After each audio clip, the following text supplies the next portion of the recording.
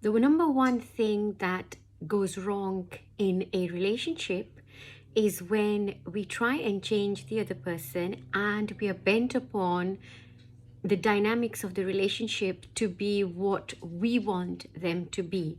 Now, it's deeper than that. This is when we think that the way that they are going to show us love is for them to do all of these things that mean a lot to us, and vice versa. And they would want us to do that. But it really just depends on your personality type in terms of how you're going to play the game of your relationship. Ultimately, as soon as you're able to accept them just as they are, just as the person that you were attracted to, and they the same, your relationship will flourish when you're not forcing them to be something that they're not. However, it all depends on what you're called upon to learn from this relationship. It's not just as simple as let's give each other the space to be, but do I have the makeup in me to give the other person a space to be? How was I brought up? What did I know as the paradigm of relationships? What have I always believed relationships are going to be? So in order for you to succeed in a relationship is for you to get to know and become aware of your own shit, so your own crap, and to realize, am I self-sabotaging? Am I making it more difficult? Is it me? And 100% is always us, because we call upon us a particular relationship. And if it's a relationship that's really toxic, then what in me is calling on that toxic atom element that needs to be addressed, that needs to be healed. So it's not to say, oh, well, you know what, that person was this and the other person was this. What do we do when we break up, or when we stop being with somebody? Our gut instinct is to find a crowd or find our little flock where we all have a bit of a bashing at whoever else, at the other person that we had a relationship with, and we say, well, you know, they were this, they were that.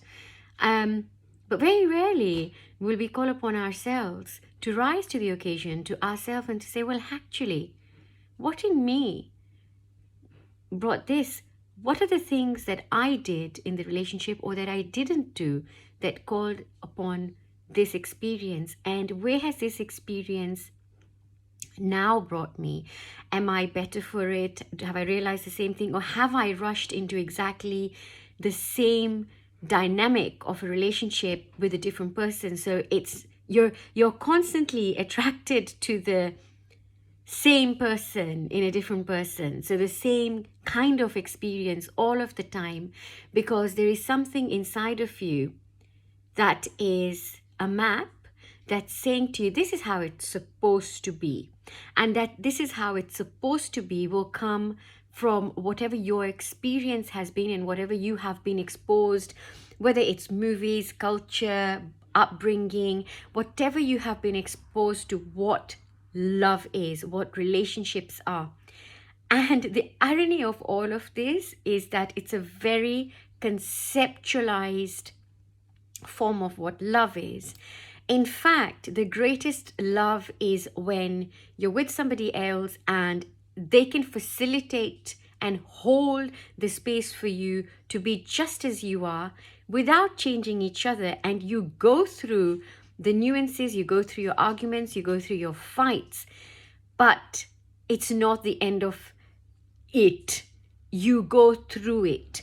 But your pattern, you know, whatever you have been through, whatever you've been exposed to now, the one thing that's going to really help is when you become aware.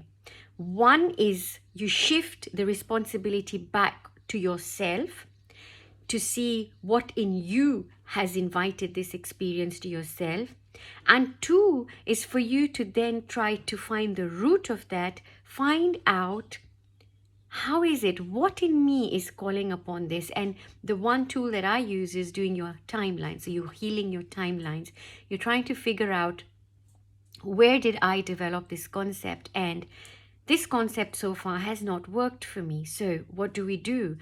With that second step of awareness, we then know what it is that we need to go back and evacuate, right? Let it go. You let it go, you leave it, so that you then come back to a point and you think, well, look, whatever it is that a relationship is going to give to me, I'm going to give to myself. Whatever it is that that I insist that the person changes, or I insist that the person is in a particular way other than who they are, I want to heal that part of me that may be born of insecurity, that may be born of if they don't do a certain thing, it's going to make you less loved. So you've got to address again what love means to you, where the conditions come about love. Once you have got that, chances are that when you do meet somebody, he or she are not going to be anything like your previous partners, and it's going to flow. So even when you do have dissonance between you, you find that third element, which is not of changing each other, but the third element in your relationship is of a common ground, your common values, and the agreement that this is a journey that we are on together. There are no conclusions on every part, and as long as we're both willing to hold the space for each other to be, without giving each other any ultimatums, and you give each other that space to be, as long as you have that basic, fundamental, underlying value system, and everything else just flows from there. When you don't, and it's not a journey that you're both working towards, it will fall apart. So if only one of you is really wanting to do their bit and the other person is not, you're doomed for failure. And this thing is going to keep repeating itself, because you're going to call upon the very same signature of the same partners again and again. Instead of rushing into your next relationship, take that time to really get you, give yourself everything that you want in a partner, and stay single on purpose, right? Not because, oh, I haven't met the right one, or yeah, I would like to meet somebody but I haven't, but actually say, well, no, I'm really enjoying my life just the way it is. And if anything, in this period of so in this period of being alone, I have found that I'm actually not alone, because I have my full support, and I know who I am. I know what my bliss is. I know what makes my heart sing. And therefore I decide that I'm not going to give somebody else, I'm not going to depend on externalizing my validation or my acceptance, or that I amount to something when someone makes me feel that way. Already make yourself feel whatever it is that you want to feel. You want to feel happy, you want to feel fulfilled, you want to feel loved, bottom line. Then love yourself fearlessly and stop waiting around for someone to come and validate what you already are at your essence and your core. Don't forget to follow, subscribe, like. Lots of love.